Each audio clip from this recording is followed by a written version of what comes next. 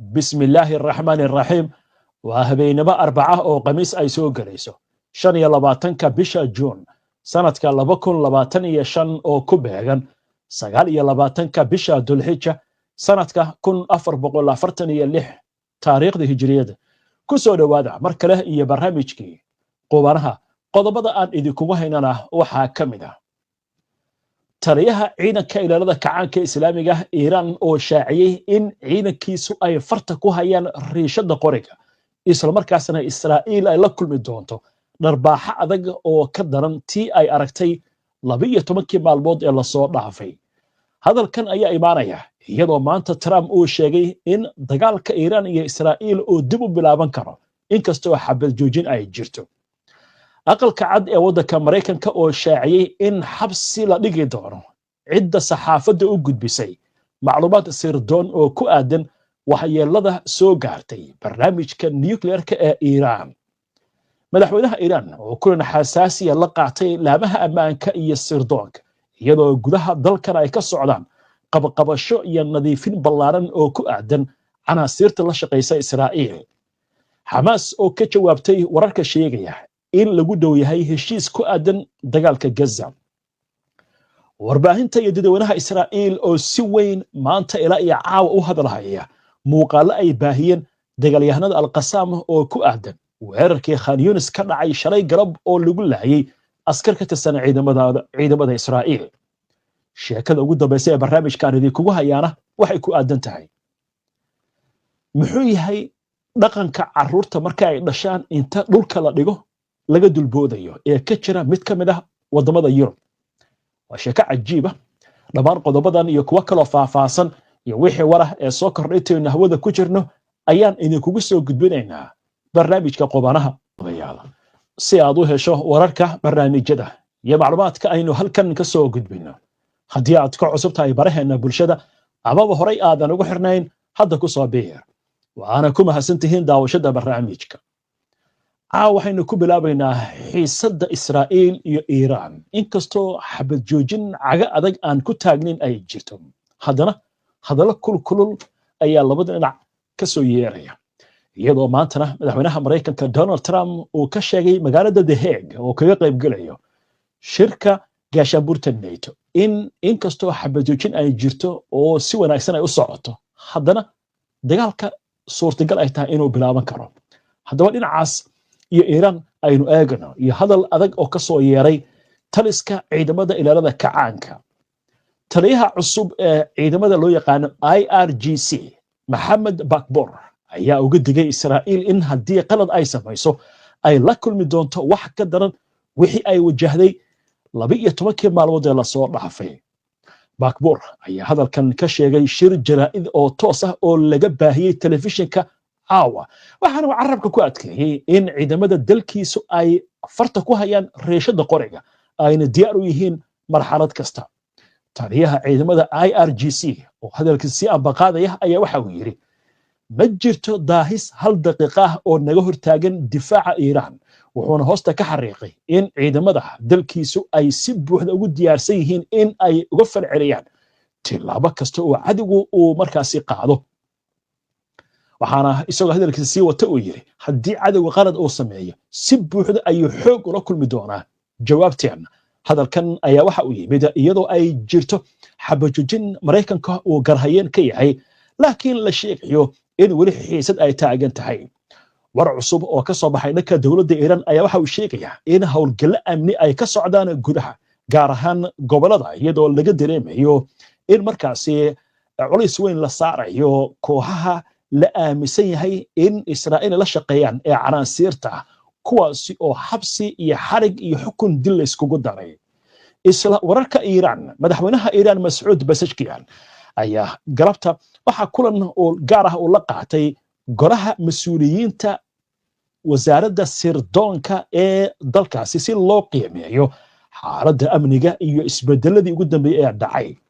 Mas'ud Pezeshkian ayaa sheegay in midnimada qaran ay ahayd arrinta ugu weyn ee fashilisay dhagarta iyo shirqoolada cadawga isla markaasna ay ka dhigtay inay ka quustaan sidii ay u gaari lahaayeen yoolalkooda midnimada shacabka Iiraan ayaa ka hortagtay wax kasta oo lala damacsanaa dalkan in laga hirgeliyo isla markaasna lagu kala firdhiyo ummadda ayuu yiri madaxweynaha Iiraan oo ku nuuxnuuxsaday muhiimadda ay leedahay isku duubnida shacabka iyo hay'adaha ammaanka kulankan ayaa yimid xilli dalku wajahayo xaalada siyaasadeed iyo amniga oo isbedbedelaya iyadoo sidoo kalena diblomaasiyadda dibadda iyo arrimaha gudaha ay si aad xasaasi u yihiin iminkana Washington afayeenka aqalka cad ee dalkaasi Mareykanka Caroline Levitt ayaa waxa ay si adag u cambaaraysay faafinta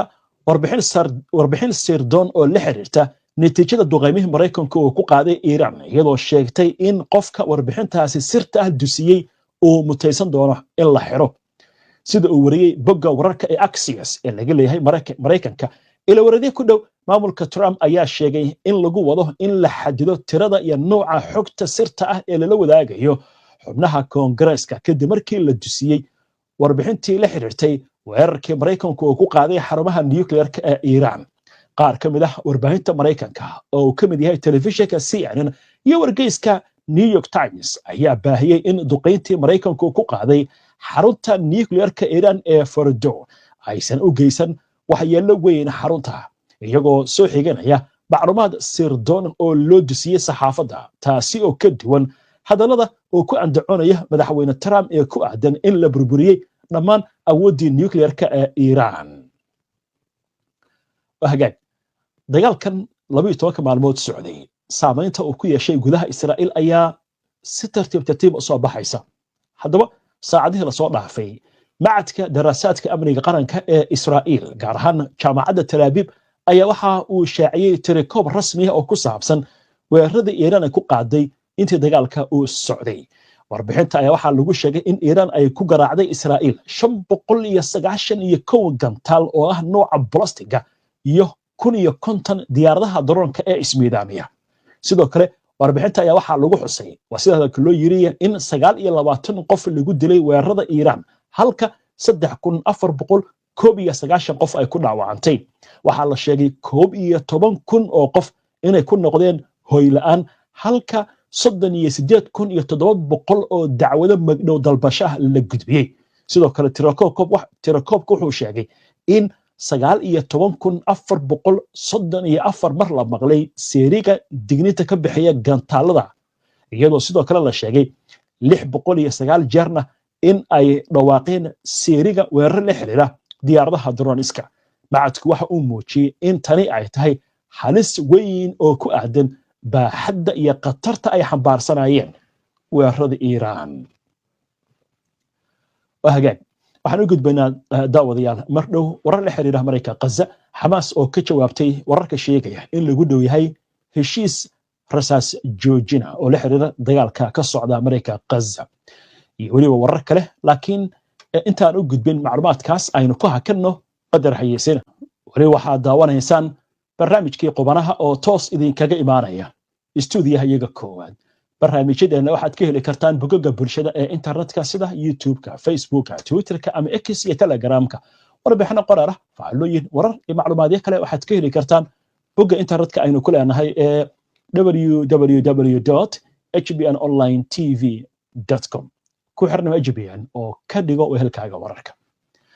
wahagaag sheekada la yaab kale ee warbaahinta Israa'iil iyo dadweynaha Israa'iiliintu ay aad u hadalhayaan caawa waanu imaan doonaa taas oo la xiriirta hawlgal lagu tilmaamay mucjiso oo ka dhacay Khan Yunis halkaas oo askar Israa'iiliin lagu laayay laakiin arinta la yaab kale waxay tahay qaabka mid ka mid ah dagaalyahanada iska caabinta Falastiiniinta kaligiis oo u baagsaday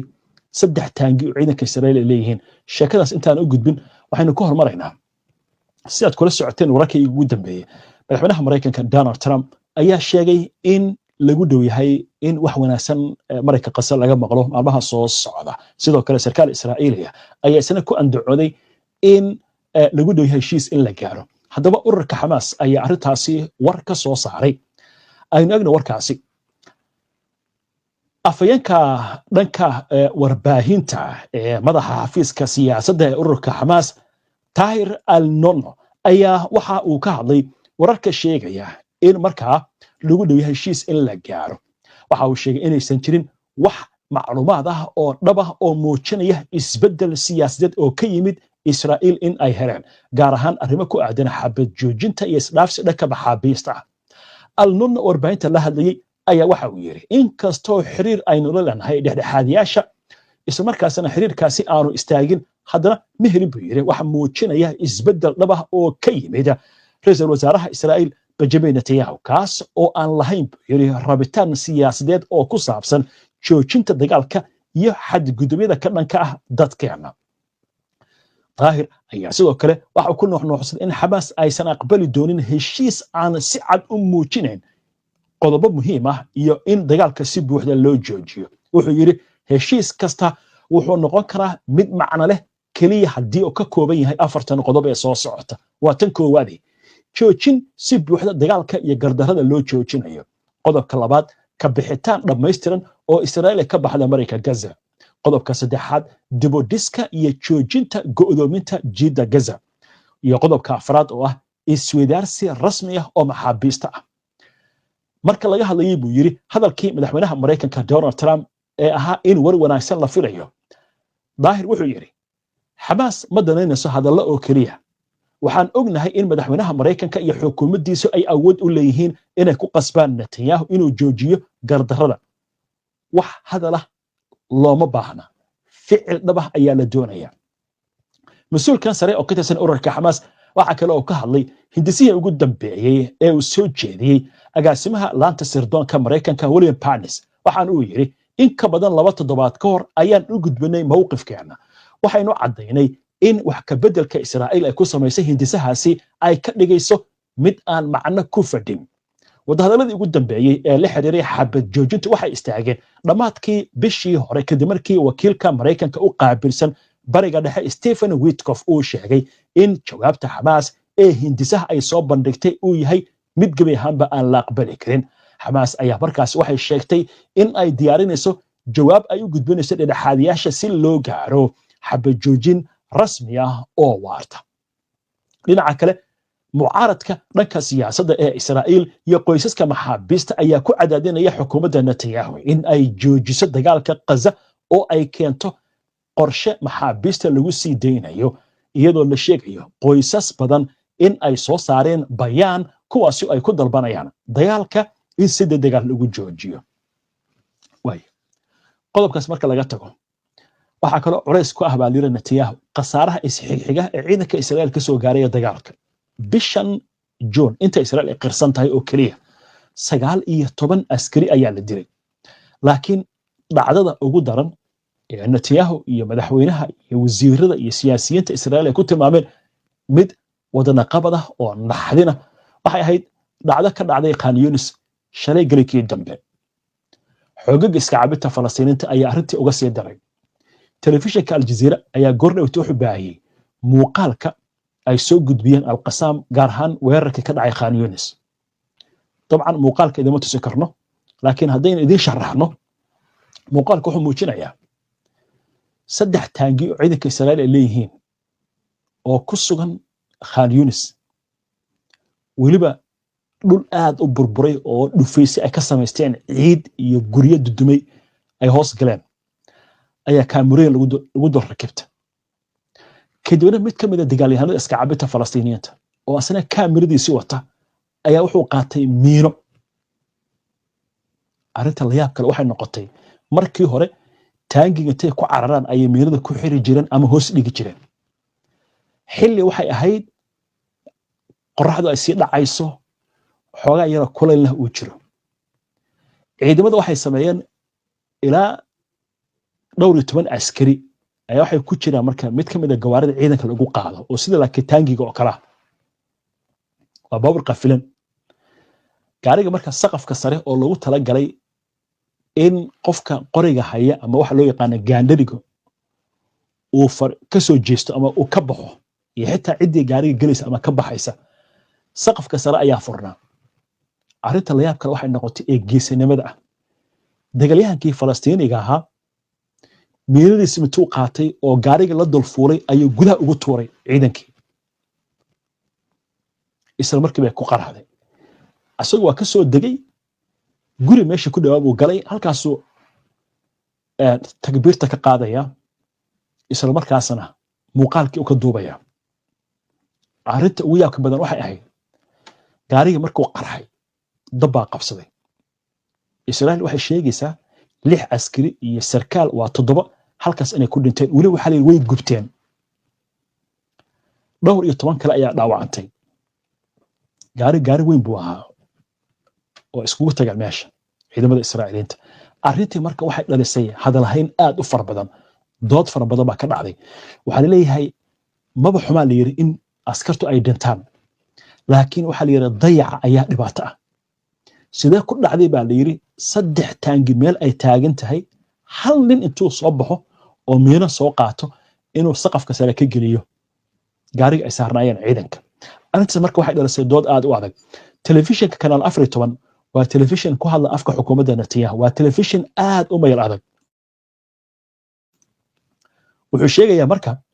in arrinta la yaab kale ay noqotay sida halkan nin ee Falastiiniga gaarigan ciidanka loogu tala galay oo u yimid iyadoo banaanka aysan joogin baa la yiri ciidamo kale waliba telefishinka wuxuu leeyahay waxa ceeb ah oo fadeexa ah in ay duubeen muuqaalkaasi dagaalyahanada iska cabinta Falastiiniinta tani waxa la yiri waxay ku tahay ciidanka sharaf dhac iyo niyad jab waa masiibo kale oo ka dhacday baa la yiri marka Gaza warbaahinta leeyahay Vika ayana waxay leedahay maxaa loo joojin waayay maleeshiyaadka inta aysan dusha sare u soo fuulin gaariga telefishinka kanaal 13 ayaa isna waxa uu leeyahay in hal nin kaligiis oo free hawlgalkaasi goob waliba ciidan fara badan ay joogeen iyadoo waxa leeyahay aysan cidna tuhmin ama aysan arkin ninkaasi waxaana la sheegayaa gaarigaasi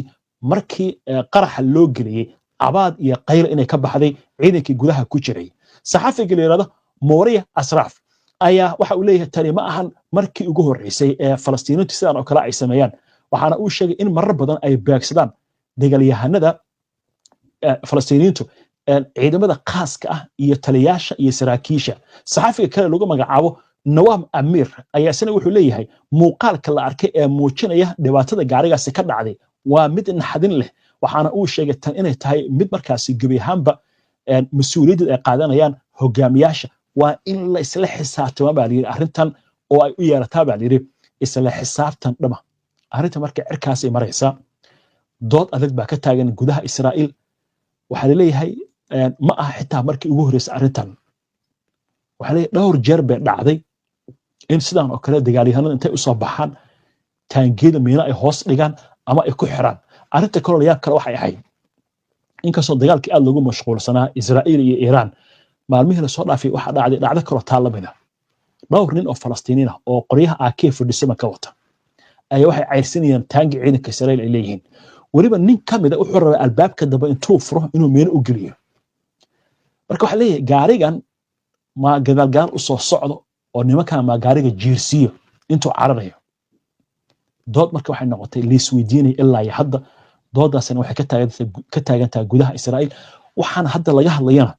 waa waxay ka digayaan saraakiishii khibradda lahayd ee ciidanka Israa'iil oo uu kamid yahay General Isxaaq Brick oo yiri marka qasa inta goorta aan ka soo baxno dhiiqa lagu galiyaa buu yiri meesha hadda ugu daran hawsha ka socota waa Khan Yunis waxa kale oo isla hadlay Yair Golan oo isna soo noqday taliya sare oo ka tirsan ciidanka Israa'iil waxa isna hadlay Israa'iil Zif oo isagu yiri marka qasa dhiiqa ayaynu ku galnay asaga laftigiisa wuxuu ka shaqayn jiray waaxda hawlgalada militariga Israa'iil marka waxa leeyahay qobarada arrimahan ay ka hadlaysa way og yihiin arrintan iyo dhibaatada ka dambaysa ma aha liirin dadka shacabka in la laayo arrintu waxay ku soo ururtay go'aanka ay leeyihiin dagaalyahanada iska cabinta Falastiiniinta waxaan aan sheegayno oo dhan waa wax caawa ka socda telefishinada raadiyaasha wargeysada Israa'iil goobaha fagaaraha la iskugu yimaado dadweynaha oo dhan baraha bulshada sheekadaas ayaa haysata tacsiba taal borodiq wali waxa leeyahay arrinta ugu daran waxay tahay muuqaalka ay duuban iska cabinta Falastiiniyiinta Netanyahu waxa leeyahay meel laga soo dhiigisa male sheekadan uu leeyahay dagaalka waxaan ku guuleysanay Iiraan arrintii oo dhan waxa leeyahay waxa qaatay warkaas iyo dagaalka Iiraan iyo arrintaas oo shil ka dhacay weerar ka dhacay waa hagaag haatan waxaynu soo gaarnay sheekadii ugu dambeysay barnaamijka aynu ku soo gabagabayn jirnay aalaba waxaynu ku soo qaadanaa sheeko ka duwan sheekooyinkii barnaamijka aad ku soo daawateen waxaan idin sheeko la yaab leh waddankaasi Spain dhaqan la yaab leh ayaa ka jira bal horta sawirkan aad tusno sawirkan halkan idinkaga muuqda waa caruur dhalatay caruurta waa loo soo libisayaa joodari ayaa lagu seexinayaa kadibna raggaas ayaa ka dul boodboodaya laakiin ujeedadu maxay tahay dhaqankan waa dhaqan ka jira gobolka leerada Catalonia ee waddankaasi Spain waxaa leeyahay waa 400 oo sano dhaqan soo jiray muxuu yahay marka magaciisa waxa la yiraahdaa colacacho dhaqankan waxa leeyahay waxa loogu talagalay caruurta in looga dhaqo wasiyada loo dhigay dambiga isla markaasna loo rajeeyo in aysan balaaya ku dhicin arrinta la yaab kale waxay tahay laakiin oo dadku isweydiinayaan baraha bulshada la iska weydiinayo waxa la caruurta hadday dhasheen bay xageeb dunuub ku galeen uurka hooyad ba ka soo baxeen baba istaagi karaan mana faraysan karaan waa saqiiro laakiin horey Soomaalidu waxay u tiri waxaad ceeb u taqaan nin bay caadidita adikuna bal mahmaahda ku haboon qaybta hoose ee fariimaha inoogu reeba iyo si aad u aragtaan sheekadan inta ayaan ku soo gabagabeynayaa barnaamijkii qubanaha waana ku mahadsantihiin daawashada barnaamijka si aad ula socoto wararka barnaamijyada iyo macluumaadka aynu halkan ka soo gudbino haddii aad ku cusub tahay baraheena bulshada ama horey aadan ugu xirnayn hadda ku soo biir waana mahadsantihiin mar kale nabadgelyo